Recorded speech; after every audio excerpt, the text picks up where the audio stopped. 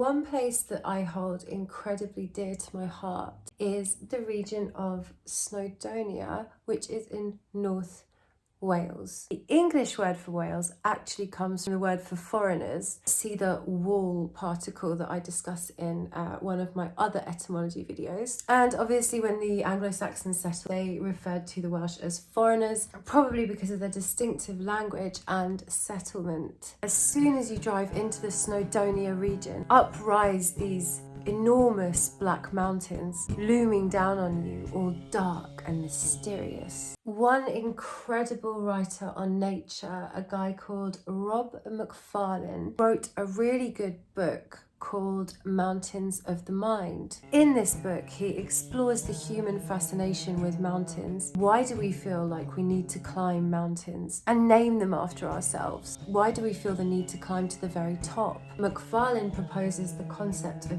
deep, slow time, where the mountains and earth are, in reality, always moving really slowly at such an incredibly slow pace that it dwarfs our own short, insignificant spells on earth as human beings. Humans are no match for deep space-time, and I think we all naturally wrestle with this concept. I digress. Mount Snowden, which many of you will have heard of, is the biggest peak in this mountain range. It's actually one of the three tallest peaks in the UK, standing at 3,560 feet. That's just over 1,085 meters. The name Snowdon is taken from Old English snor and dun, basically meaning snow hill. Glaciers moving through the region in the last ice age gave rise to the many beautiful folds and distinctive crags that you can see in the mountainside,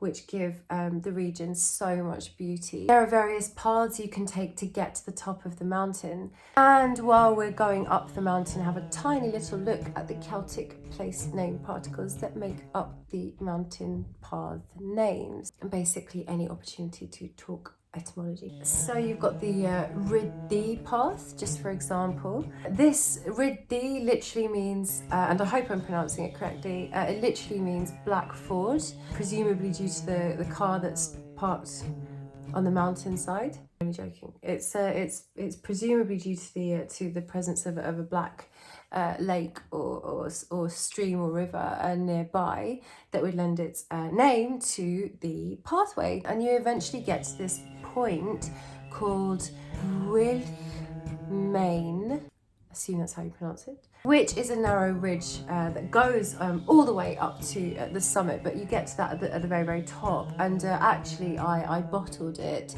at the very top. There were children skipping along this ledge with mountain poles, literally children and dogs, with no fear whatsoever. The path was about that wide. Maybe it was bigger, but in my head it was that wide. And there was a massive sheer drop down the side of the mountain, which was terrifying, and I simply couldn't go any further. If you do get stuck like that on a mountain where you kind of get stage fright and you just freeze, it's known as being crag fast. So yeah, I was crag fast for 5 minutes, maybe 10 minutes before I decided to, I as far as I was concerned, I had climbed the mountain and I didn't need to touch the summit on this occasion. Miner's track and the pig track, which I presume are English, have an English etymology, and as you can imagine, miners coming from the track that might have been carved out by the miners on their way up the mountain. Pig track is apparently from the fact that miners on their way up the mountain used to carry pig, which means black tar, to the copper mines on Snowdon or in Snowdon.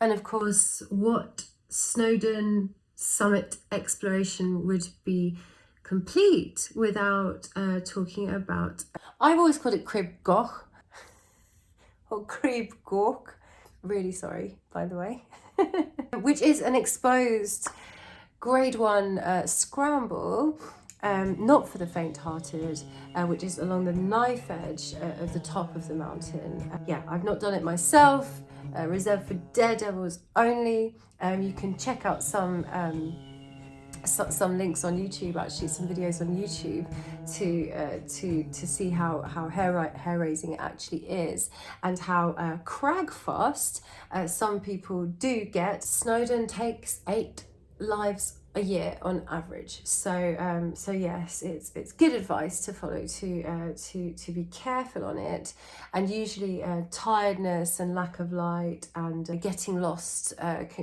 is the general contributing factor, along with notorious black spots in the winter, which in the summertime are completely innocent, and you have really good footing, but in the winter, obviously the snow can mask a million hazards, and yeah, you just have to be very, very careful in the winter. So yeah, 8 deaths a year on average. But if you can go in the summer when the weather is good, it's literally the best thing that you may ever do in your life. You can climb around the mountain and pretending you're in Lord of the Rings. There's all these glassy, beautiful lakes and black, imposing mountainsides, and sloshing waterfalls. So you can stop and have a cheese and piccalilli sandwich that you made that morning, and it looked like the most boring thing you could ever eat. But then when you've been climbing for 4 hours and all you've got is water in that sandwich, yeah, it's a really special treat.